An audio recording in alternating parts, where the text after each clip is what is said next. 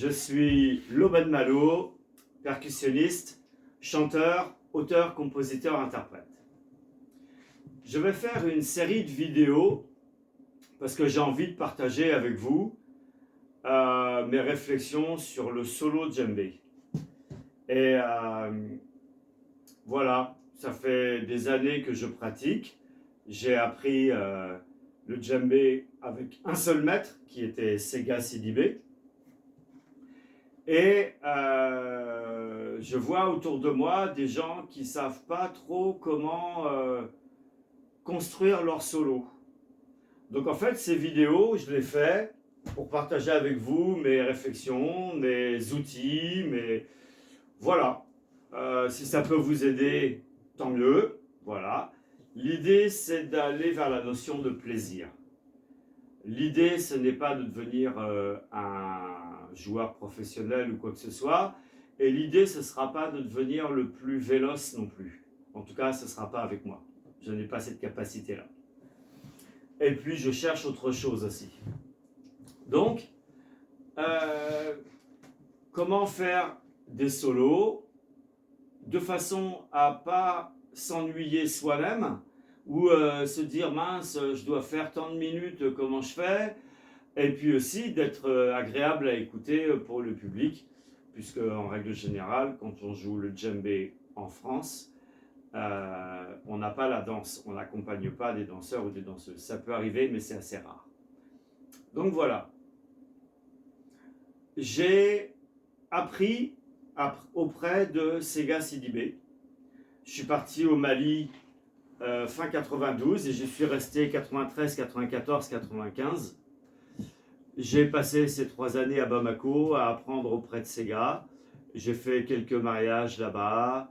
J'ai accompagné quelques mariages avec François Dembélé, avec Bala Keita, dit Mandé Bala. Et puis j'ai surtout appris aux côtés de Sega qui lui ne jouait plus ni dans les mariages ni au ballet, puisque quand je suis arrivé il avait déjà une cinquantaine d'années. Et il m'avait dit, qu'il m'avait expliqué que ça faisait une dizaine d'années qu'il avait grosso modo arrêté tout ça. Qui était Sega? Sega, c'était un peul du Wassoulou. Il est né au village, c'est assez important. Il a grandi au village jusqu'à 16 ans. Et à partir de 16 ans, il a fait assez souvent des allers-retours à Bamako. Et puis à un moment donné, il s'est installé. Vu qu'il avait déjà commencé le djembé au village, il a continué de jouer à Bamako et il a appris auprès des batteurs de Bamako les rythmes des autres ethnies que lui ne connaissait pas. Donc c'est comme ça qu'il s'est formé.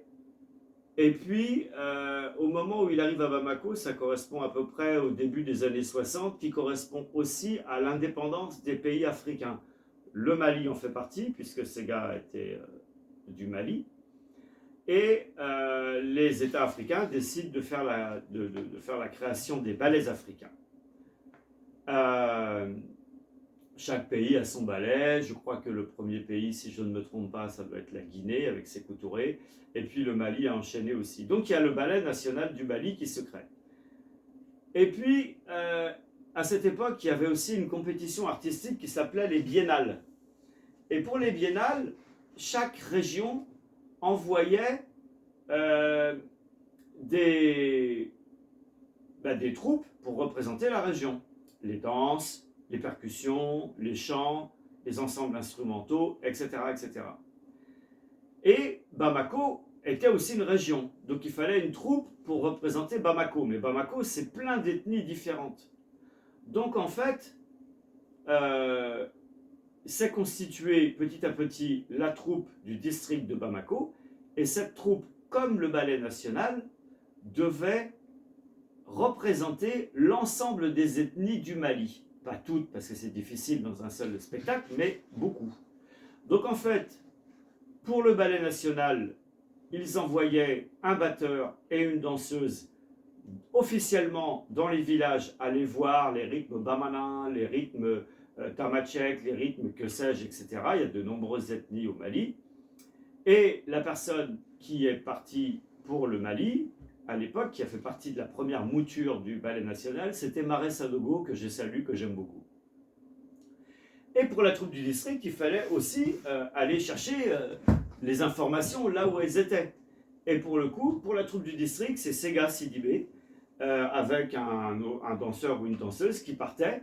Et eux, c'était pas en officiel, donc ils se mêlaient à la population, ils étaient un peu en mode espionnage, pour aller voir, tiens, ce rythme-là, il est pas mal, on pourrait le rejouer aussi, tiens, il y a des pas de danse intéressants, etc. Et après, ils revenaient à la troupe du district, et puis ils disaient, bon, ben, on va faire ce rythme ou ce rythme, avec cette danse. Donc ça veut dire quoi?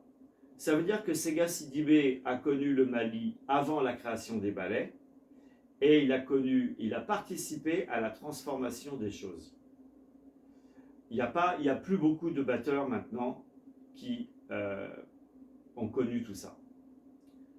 Surtout si ce sont des batteurs qui sont nés en grande ville. Voilà, ils connaissent ce qu'on leur a montré. S'ils ne vont pas dans les régions, ils ne peuvent pas connaître un rythme aussi bien que celui qui le joue tout le temps dans sa région. C'est juste une question de logique.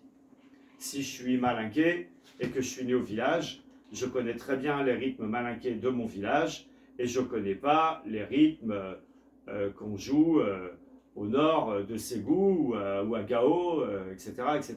C'est normal. Et quand j'arrive à Bamako, des fois je peux me retrouver dans une situation où je dois jouer sur ce rythme. Souvent, les batteurs improvisent quelque chose, s'ils connaissent rien.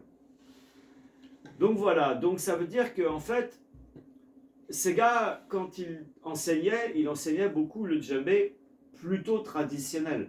Je veux dire plutôt, parce que la vraie tradition, elle est dans les villages.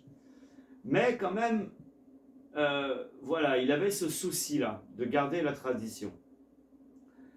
Et je ne vais pas garder la tradition plus qu'un Malien, je ne suis pas Malien, comme vous le voyez. Je suis un Schtroumpf en bleu aujourd'hui. Donc, moi, ce qui m'a intéressé, c'était le côté musical. Et dans le côté djembé traditionnel, il y a une musicalité que j'aime beaucoup. La plupart des batteurs que l'on voit ici sont des batteurs de ballet, et les batteurs de ballet sont des virtuoses. Et du coup, il y a un certain nombre de gens qui pensent qu'il faut être virtuose pour jouer le djembé. Ce n'est pas vrai, les batteurs de brousse ne sont pas des virtuoses, la plupart ne sont pas des virtuoses. Donc en fait, eux, ce qu'ils savent, c'est ils connaissent leurs phrasés, et ils savent les faire groover, ils savent les faire sonner. Et ils savent les faire varier aussi. Et moi, j'ai fait un mix de tout ça, entre ce que j'ai vu, ce que j'ai compris, ce que j'ai entendu, ce qu'on m'a enseigné, et puis comment faire ici en France pour développer un jeu de solo qui soit sympa à écouter, sympa à jouer, et voilà. Donc ce sont ces choses, ce sont ces pistes de travail que j'ai envie de partager avec vous. Je vais m'arrêter là pour cette première vidéo, et je vais essayer d'en sortir une par semaine. Donc à la semaine prochaine, salut les amanches!